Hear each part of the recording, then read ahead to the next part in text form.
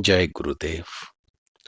4 प्रकार के साधक मंत्र योग, हठ योग, लय योग तथा राजयोग के भेद से योग के भी 4 प्रकार होते हैं। लय योग एवं राजयोग दोनों में द्वैत भाव का अभाव हो जाता है, जिससे साधक के जीव भाव का पारब्रह्म परमात्मा से तादात्म्य अथवा एक सरल हो जाता है। ये 4 प्रकार के योग 4 ही प्रकार के साधकों को सिद्ध होने संभव होते हैं, अर्थात इन योगों के साधक भी मृदु, मध्यम, अधिक मात्रतम 4 प्रकार के होते हैं। अधिमात्रतम सभी साधकों में श्रेष्ठतम होता है, क्योंकि वह भव सागर तर जाने में कहीं अधिक सक्षम होता है। सर्वप्रथम मृदु साधक के लक्षण कहते हैं। मंद, उत्साही, मूढ़, व्याधि से ग्रस्त, गुरु में दोष देखने वाला, लोभी, पापमति वाला, बहुभोजी, स्त्री के वश में रहने वाला, चपल, कातर, रोगी, पराधीन, अत्यंत निष्ठुर, मंद आचरण युक्त, मंद वीर्य वाला पुरुष मृदु साधक कहलाता है। ऐसे साधक को मंत्र योग का उपदेश करना चाहिए। गुरु की प्रसन्नता प्राप्त कर यदि मृदु साधक प्रयत्न पूर्वक साधन करता रहे तो 12 वर्ष में सिद्धि लाभ करता है। शिव संहिता के मुताबिक जो साधक समबुद्धि, क्षमावान, पुण्य फल प्राप्ति की इच्छा से शुभ कर्म करने वाला, प्रिय भाषण देने वाला, सभी विषयों में मध्यस्थ रहने वाला, सभी में समान भाव रखने वाला, उसे मध्यम साधक कहा जाता है। ऐसे साधक को लय योग का अधिकारी जानकर गुरु मुक्ति के लिए साधन लय योग का उपदेश करे। शिव संहिता के मुताबिक स्थिर बुद्धि, लय योग में तत्पर, स्वाधीन, वीर्यवान अर्थात पुरुषार्थी, महाशय अर्थात उदारचित, दयावान, क्षमावान, सत्यवान, शूर, समाधि में श्रद्धा रखने वाला, गुरु चरणों का पूजक, योग अभ्यास परायण, इन लक्षणों से युक्त साधक अधिमात्र है। ऐसे साधक को गुरु विभिन्न योग अंगों सहित हठ योग का अभ्यास का निर्देश करें।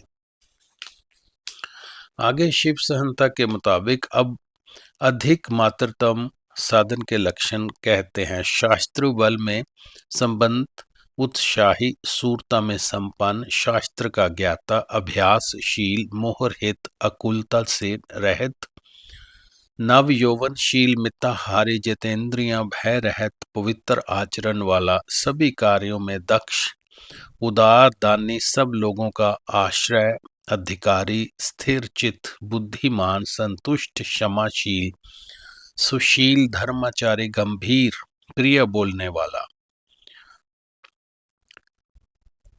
जो शास्त्रों में विश्वासी, देवता एवं गुरु पूजक तथा जनसंग में विरतक होता है, उसे कोई महाव्याधि नहीं सताती है। योग अभ्यास में तत्पर रहने वाले ऐसे साधक को अधिमात्रतम कहा जाता है। ऐसे साधक 3 वर्ष के श्रद्धा पूर्वक सतत अभ्यास के द्वारा अवश्य ही सिद्धि प्राप्त कर लेते हैं तथा वह सभी प्रकार के योगों का अधिकारी होता है। इसमें किसी भी प्रकार का कोई विचार करने की आवश्यकता ही नहीं है। भाव ये है कि 4 ही प्रकार के योग एवं 4 ही प्रकार के साधक होते हैं। अपने अपने अधिकार के अनुसार ही उनका साधन स्तर होता है। साधन स्तर के अनुरूप ही उन्हें सिद्धि प्राप्त करने में 3, 6, 9 अथवा 12 वर्ष लगते हैं। प्रश्न ये है कि प्राय साधकों को 40-40 वर्ष व्यतीत हो जाते हैं, तथापि वे वहीं के वहीं रहते हैं, उन्नत नहीं हो पाते। जबकि यहाँ सिद्धि प्राप्ति हेतु अधिक से अधिक 12 वर्ष का समय निश्चित किया गया है। या तो सिद्धि की प्राप्ति के लिए समय निश्चित करने में कुछ भूल हुई अथवा साधकों में कुछ त्रुटि है। यहाँ पर उन्नति के लिए जो समय निश्चित किया गया है वह उन साधकों के लिए है जो समर्पण एवं श्रद्धा भाव युक्त होकर साधना करते हैं। चाहे उनमें कितने भी दुर्गुण अथवा सद्गुण हो, वे उन सभी को त्याग कर दत्चित समर्पण भाव युक्त सतत साधना करते हैं।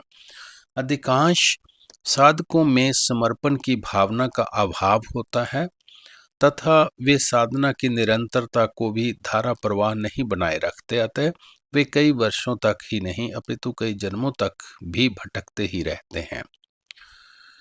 प्रतीकोपासना। प्रतीकोपासना क्या है, किस प्रकार की जाती है, इसका फल क्या है आदि पर प्रकाश डालते हैं। ये उपासना प्रकट अथवा अप्रकट फलदायिनी है। इसके दर्शन मात्र से ही साधक में पवित्रता उदय हो उठती है। इसमें शंका का कोई स्थान नहीं है। कड़कती धूप में साधक नेत्रों को स्थिर कर अपने प्रतीक ध्वे को देखता है। जब उसका प्रतीक शून्य में दिखाई देने लग जाए तब वह उसे खुले आकाश में भी देखने में अवश्य ही सक्षम होता है। खुले आकाश में देखने के पश्चात जैसे जैसे साधक की उन्नति होती जाती है, बाहर से हटकर वह अंतर हृदय आकाश में भी दिखाई देने लगता है। तब साधक परमानंद की अनुभूति करता है। शुभ कर्म, संकट काल, पाप का क्षय अथवा पुण्य की वृद्धि होते समय यदि कोई साधक प्रतीकोपासना का आचरण करता है तो उसे अवश्य ही श्रेय प्राप्त होता है। यदि कोई साधक श्रद्धा विश्वास पूर्वक निरंतर प्रतीकोपासना का अभ्यास करता है तो उससे अपने हृदय आकाश में स्वयं प्रतिबिंब अवश्य ही भासने लगता है। साधक अपने दोनों हाथों के अंगूठों से दोनों कानों को, दोनों हाथों की तर्जनी से दोनों नेत्रों को एवं दोनों मध्यमाओं से दोनों नासपुटों को बंद कर लें। तत्पश्चात दोनों अनामिकाओं से मुख को दृढ़तापूर्वक बंद कर लें। जब साधक योगी इस प्रकार प्राणवायु को रोककर बार बार उसका अभ्यास करता है तब उसे अवश्य ही अपने हृदय आकाश में ज्योति स्वरूप आत्मा का प्रतिबिंब दिखने लगता है, अर्थात वह आत्म दर्शन का आनंद प्राप्त करता है। जो साधक क्षण मात्र भी अपने हृदय आकाश में दिखाई देने वाली आत्म ज्योति के प्रतिबिंब पर स्थिर चित रहकर उस तेज का दर्शन करता है, वह सभी पापों से मुक्त हो जाता है तथा परम गति को पाता है। जो साधक अपने चित्त की शुद्धि को स्थिर रखकर आत्म बिंब रूपी प्रतीत के दर्शन करने में लगा रहता है, वह शरीर एवं शरीर के सभी कर्मों से स्वयं को भिन्न देखता है तथा आत्म तत्व में अभिन्नता पूर्वक स्थित रहता है, अर्थात आत्म लाभ प्राप्त होने पर मैं आत्मा हूँ ऐसा ज्ञान प्राप्त करता है। आगे है नाड़ी शोधन। शास्त्रों में नाड़ियों में मल अवरुद्ध हो जाने का तो अत्यंत उल्लेख आता है, किंतु ये मल क्या है इसका उल्लेख कहीं भी हमारे देखने में नहीं आया।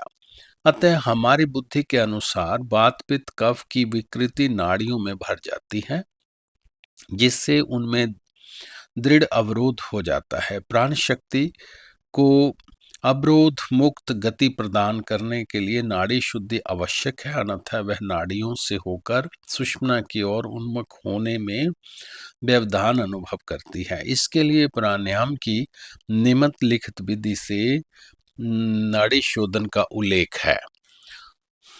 हठ योग प्रदीपिका के अनुसार यदि साधक प्राणवायु को ईड़ा नाड़ी अर्थात वाम नासापुट के अंदर खींच ले और यथा समय कुंभक करने के पश्चात पिंगला अर्थात दक्षिणी नासापुट से उसे बाहर निकाले, तो यदि पिंगला नाड़ी में प्राण वायु खींचकर कुंभक का अभ्यास करे तो ईड़ा नाड़ी से बाहर निकाले। इस प्रकार 3 महीने तक अभ्यास करने से नाड़ियों का अवरोध दूर होकर नाड़ी शुद्धि होती है, किंतु जब तक साधक के रहन सहन खान पान में अनियमितता एवं अशुद्धि बनी रहती है तब तक बार बार नाड़ियों में मल संचय होता रहता है तथा बार बार नाड़ी शुद्धि की आवश्यकता बनी रहती है। प्राणायाम की इस क्रिया से संस्कार भी चित्त में संचित होते रहते हैं। शक्ति के अंतर्मुखी जागृत होने पर जब स्वैत सिद्ध साधन आरंभ होता है तो चित्त में संचित संस्कार उभर कर सामने आते हैं और नाड़ी शुद्धि हेतु प्राणायाम की उपरोक्त क्रिया स्वैत ही होने लगती है। जागृत होने के उपरांत शक्ति की स्वयंक्रिय क्रियाएं आरंभ हो जाती हैं। अतः चित्त शुद्धि, नाड़ी शुद्धि, वासना क्षय, मनोक्षय इत्यादि की सभी क्रियाएं स्वैत होती हैं। तब एक बार शुद्धि होने के उपरांत नाड़ियों में पुनः मन अवरोध होने की संभावना भी बहुत ही कम रह जाती है। जय गुरुदेव।